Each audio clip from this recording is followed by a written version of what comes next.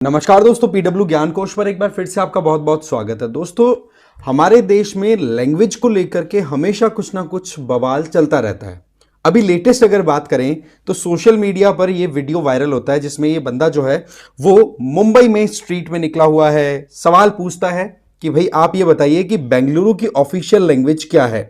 तो जो भी जवाब थे वो जवाब थोड़े से बेंगलुरु या फिर जो कर्नाटका के आप कह सकते हो कि जो अपनी कल्चर को लेकर के एंथुजियाज्म में जो लोग जी रहे हैं, तो उनके लिए बड़ा शॉकिंग थी ये बात कि जब ये पूछा गया कि हाँ भाई ऑफिशियल लैंग्वेज ऑफ बेंगलुरु क्या है, आप ये बताइए।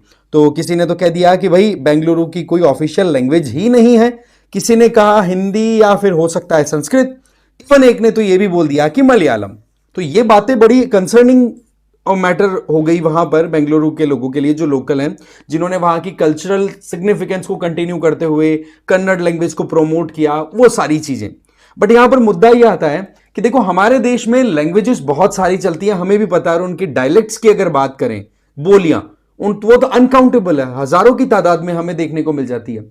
बट फिर भी हमने एक सपना लिया है कि हम कैसे भी करके यूनाइटेड मैनर में कंटिन्यू करेंगे। That means unity in diversity का जो कॉन्सेप्ट है वो कंटिन्यू करने की हम सोचते हैं। बट इसी यूनिटी इन डाइवर्सिटी के कॉन्सेप्ट में प्रॉब्लम भी छुपी हुई है, क्योंकि फिर कॉन्फ्लिक्ट्स भी आने लग जाते हैं। एग्जैक्टली ऐसे ही जैसे कि इस वीडियो की वजह से जो मामला हाईलाइट हुआ, जिसको लेकर के बेंगलुरु में लगातार एक माहौल जो है वो गरमाया हुआ था, उसको एक और हवा मिल गई कि वाकई में जब से बेंगलोर में जो मल्टी कल्चरल बैकग्राउंड के लोग आकर के जॉब करने के लिए माइग्रेट करके आते हैं, तो बोले उनके चक्कर में बेंगलुरु में खिचड़ी बन गई और हमारी जो लोकल ओरिजिनलिटी थी वो डाइल्यूट हो गई। तो इस बात को लेकर के north south, Hindi non Hindi, ये जो डिबेट है ना, एक बार रीसरफेस होता हुआ दिखाई पड़ रहा है। हम देखो आगे बढ़ेंगे, डिटेल में मैं बताऊंगा, बट आप मुझे फॉलो कर सकते हैं इस क्यूआर कोड को स्कैन करके। मेरा नाम है रजनीकांत लाटा, टेलीग्राम चैनल है मेरा।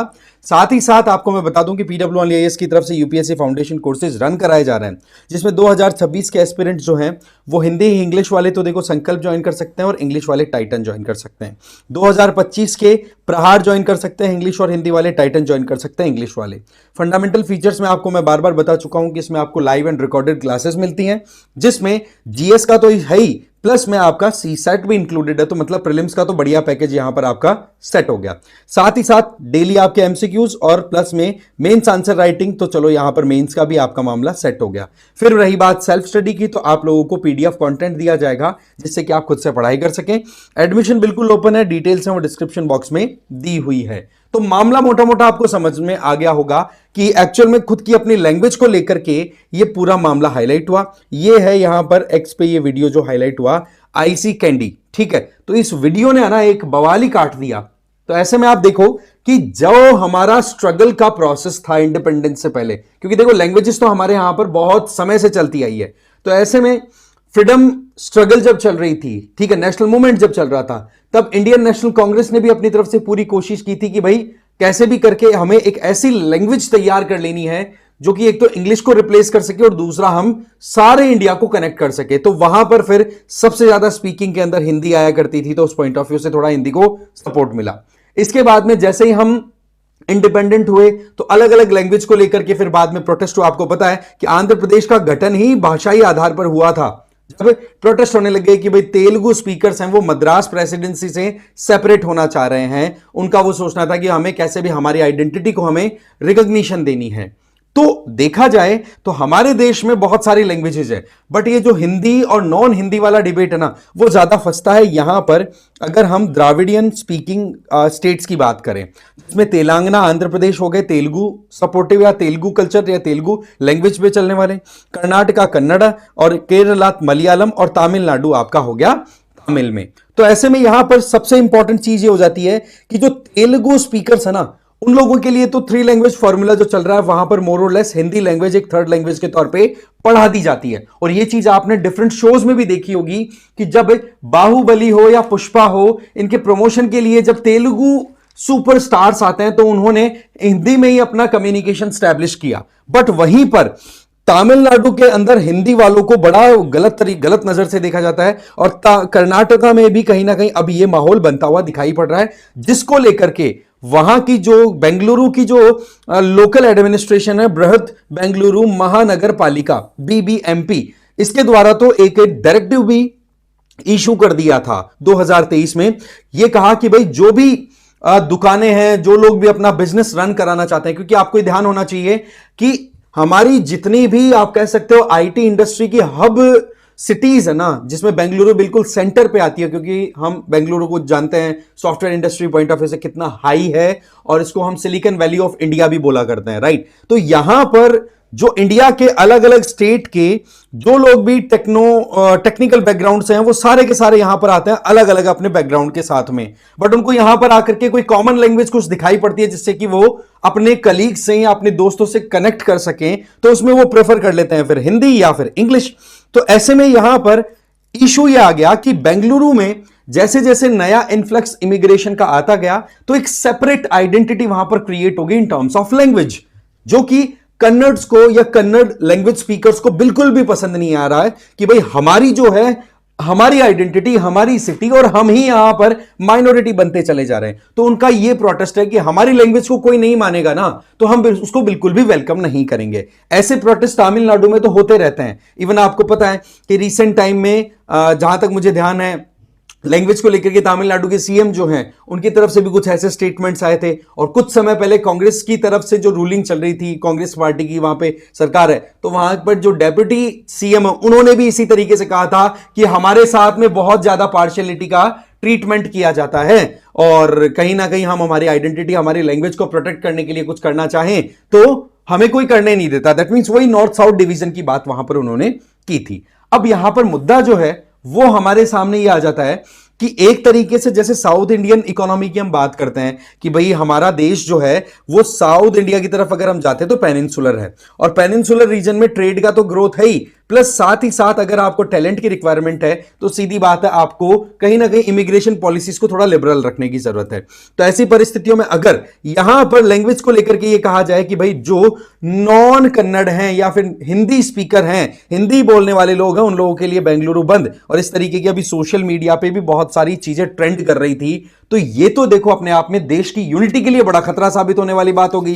क्योंकि फिर वही चीज है कि महाराष्ट्र वाले भी ये कह देंगे, कि कहते भी हैं ठीक है कि जी हम तो मराठी हैं, मराठी जिसको नहीं आती हम उसको बिल्कुल एंट्री नहीं देंगे। यही चीज फिर बाद में केरला भी कह देगा।